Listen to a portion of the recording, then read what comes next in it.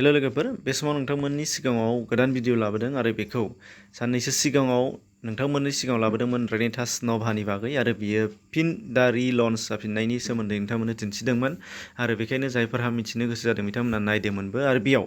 गोबाङानो कमेन्ट खालामहरदोंमोन गोदानै बियो एक्चुअली मानो जानांगौ मा हामो माबोरै इउज खालामनांगौ बेनि गासै बाथ्राफोरखौ नोंथांमोना नैबे भिडिअआव मोनगोन दा बेखायनो जायफोरहा इन्टारेस्ट दङ जायफोरहा गोसो दङ नोंथांमोना नायनो हागोन जायफोरा गोसो गैया नोंथांमोना नायनो नाङा बेखौ सिगाङाव बुंखानाय जादों जायफोरा गोसो दं नोंथांमोना नायनो हागोन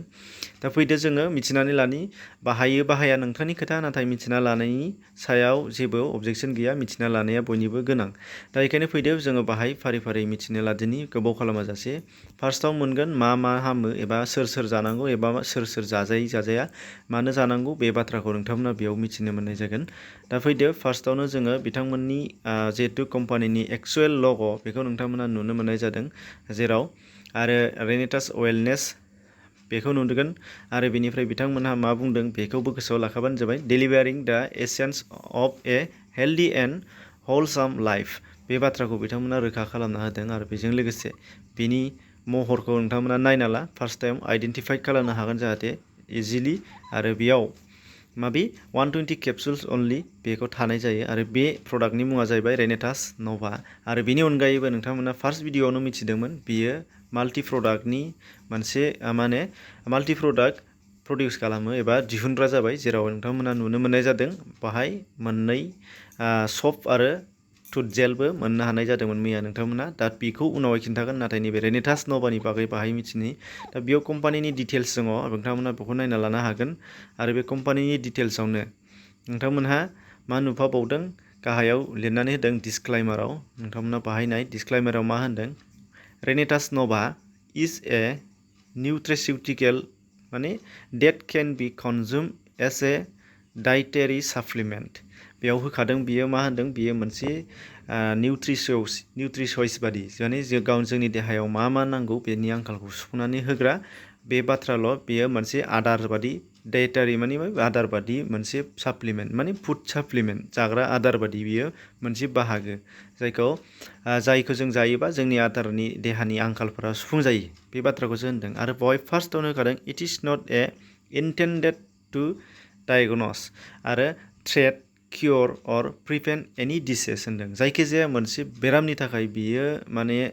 मुलि बादि नङा माने डाइरेक्ट ट्रिटमेन्ट खालामजाया क्योर खालामा एबा प्रिभेन्ट एनी डिसेस होनदों जायखिजाया बेरामखौ बियो होखारनो हानाय माने डाइरेक्टलि होखारनो हाया होनदों नाथाय बाथ्राया बेखौ जायोबा जोंनि देहानि आंखालफ्रा सुफुं जायो दा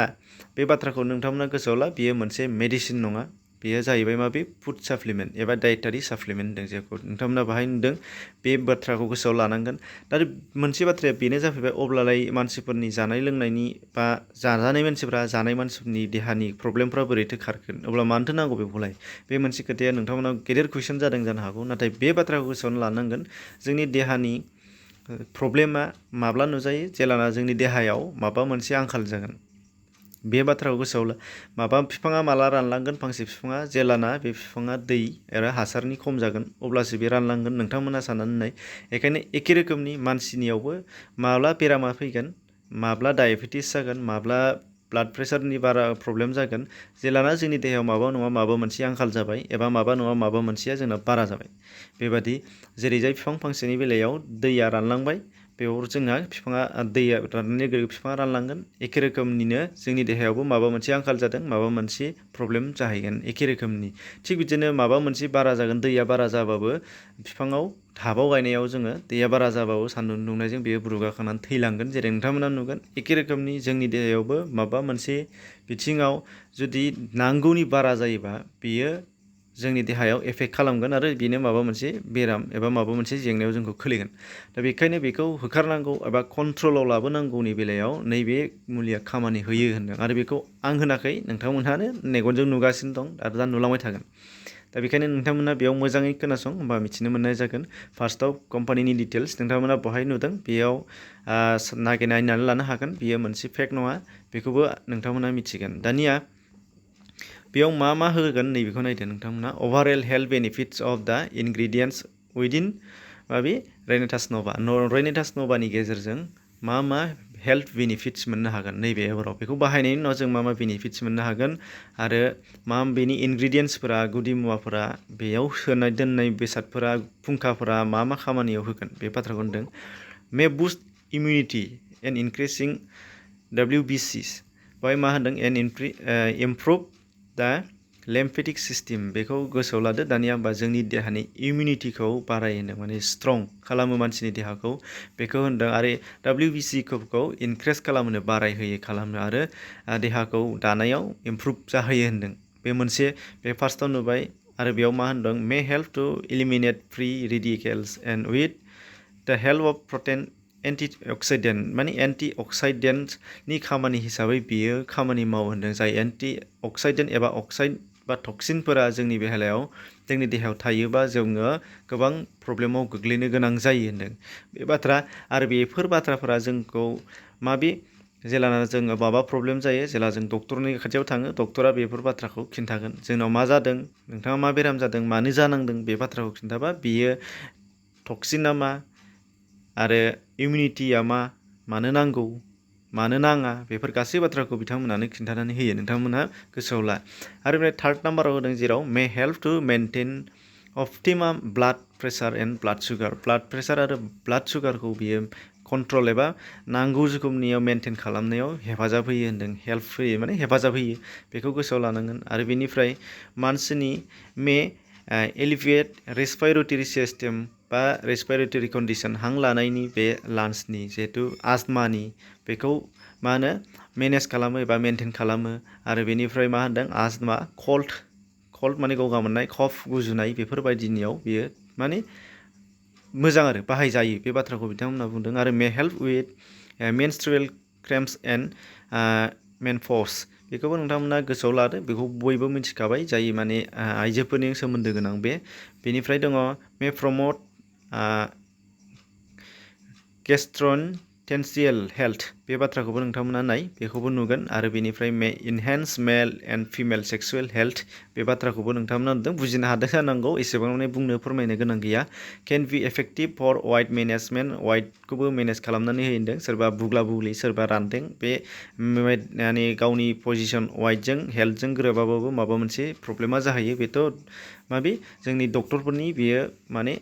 परासुनाखा बेखौ नोंथांमोनाबो मिथिबाय दा अब्ला बेफोर बाथ्राफोरखौ नोंथांमोनहा नुनो मोननाय जादों दा बे खामानिफोरखौ बिसोरो मावो होनदों दा बेयो डाइरेक्ट नोंथांमोननि सिगाङाव दिन्थिनानै होनाय बे प्रडाक्टनि सायाव दा बिनि इनग्रिडियेन्ट्सफोरनि सायाव नोंथांमोना नायोबा नुबावगोन बेयाव इनग्रिडियेन्ट्सआ बेबा जायफोर गुदि मुवा जायफोर बेसादफोरखौ बाहाय थुबुरनानै मोनसे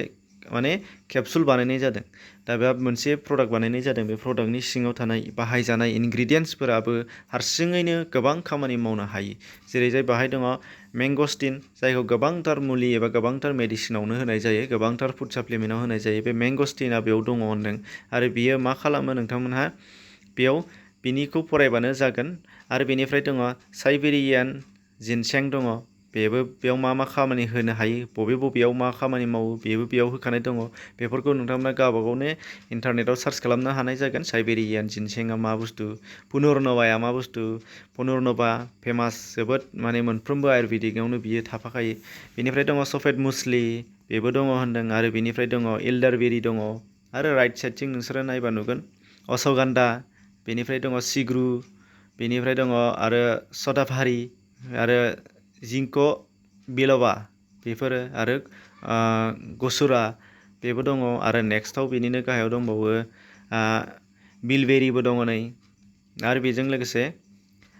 मानजिस्टा बेबो दङ होनदों दा बेफोर प्रडाक्ट एबा इनग्रिडियेन्ट्स एबा गुदि मुवाफोरखौ बेयाव सोनानै गासै मोनसे केपसुल हिसाबै बानायनाय जादों आरो बे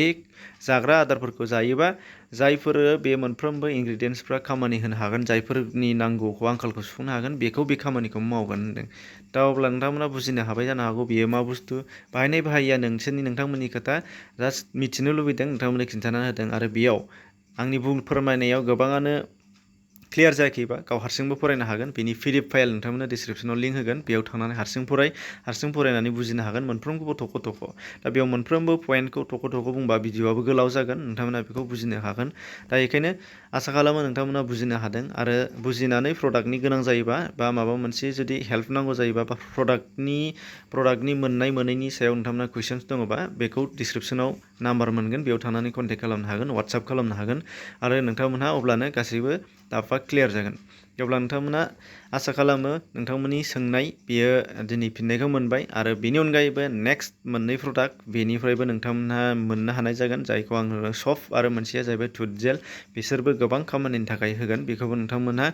मोनगोन भिडिअ एसे उनावहाय नोंथांमोना मोनगोन। आरो बेनि बिजनेस प्लेननि बेलायावबो सासे सानै बुंदों, बिजनेस प्लेनखौबो नोंथांमोननो दिन्थिना होगोन प्रपारलि। एसेनोसै, गोजोन्थों।